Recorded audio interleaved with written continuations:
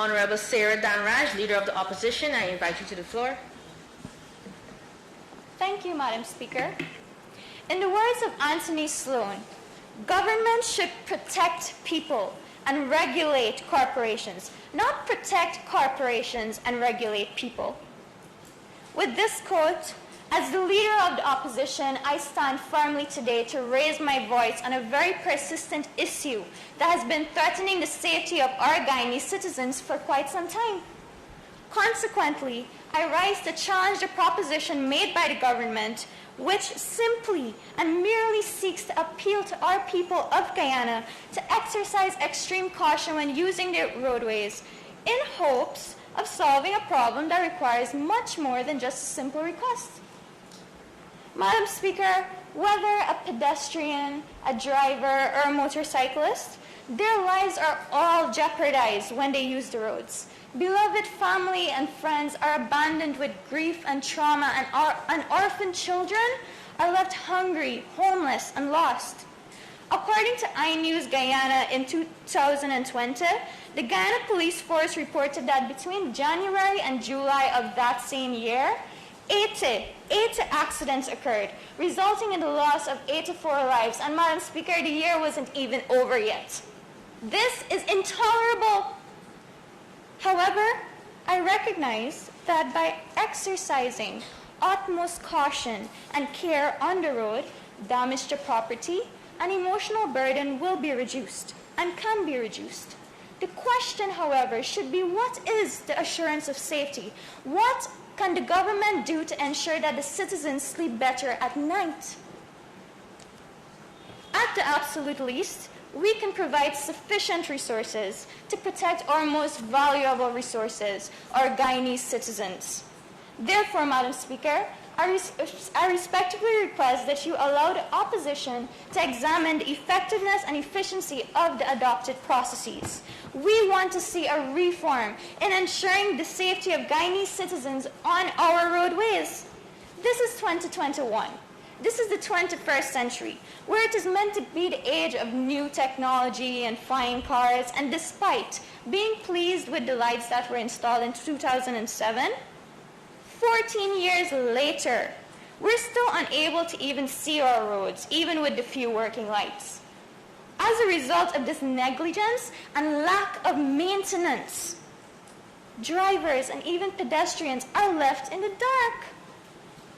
In fact, an article in the Guyana Times newspaper 2019 exposes the malfunctioning resources, such as the traffic lights at the railway embankment road, which are left perpetually flashing.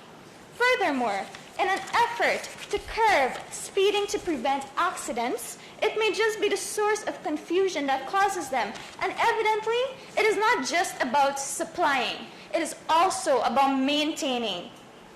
Madam Speaker, on the related subject, we are all aware of the severity of the issue of drunk driving. And in truth, the traffic chief informed the public in the Guyana Chronicles newspaper in November 2019 that over 90% of fatal road accidents are caused by drunk driving. However, while citizens share some responsibility, we cannot ignore the absence of enforcement, which will only encourage civilians to continue their acts. Furthermore, although being adopted in an attempt to address this issue, the Motor Vehicles and Road Traffic Amendment Act 2008 regulations and rules are not being followed as strictly as they should. I gratefully acknowledge the efforts of our police officers and other social workers. However, I can't help but consider that the reason for this lack of enforcement is that our officers are deprived of the resources necessary to enforce the law. According to Stabroek News in 2014, Guyana should have at least 50 fully functioning breathalyzer kits. And as a result, while I applaud the introduction of 3 kits that year, which was a much needed departure from unreliable resources, I ask, what about the 47 remaining breathalyzer kits? Madam Speaker, it appears that although being aware that drunk driving is one of the leading causes of fatality and family grief, our country lacks adequate resources to actually police the rules.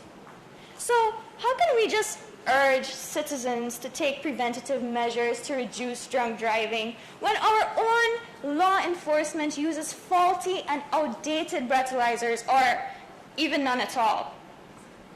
Guyana is the home of our diversified people. People we owe it to protect, nurture, and assist. As a result, Madam Speaker, if I may, I would like to offer a solution that stimulates the development and deployment of current and future technology. This will increase accessibility of majority of areas of road safety, ranging from crash prevention to trauma care. And belatedly, we urge the heads of Parliament and government to increase the urgency of improving road safety by mobilizing adequate national leadership.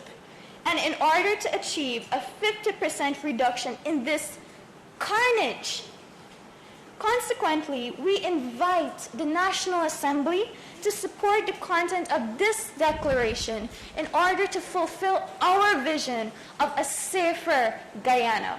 Thank you. Thank you, Honorable Member.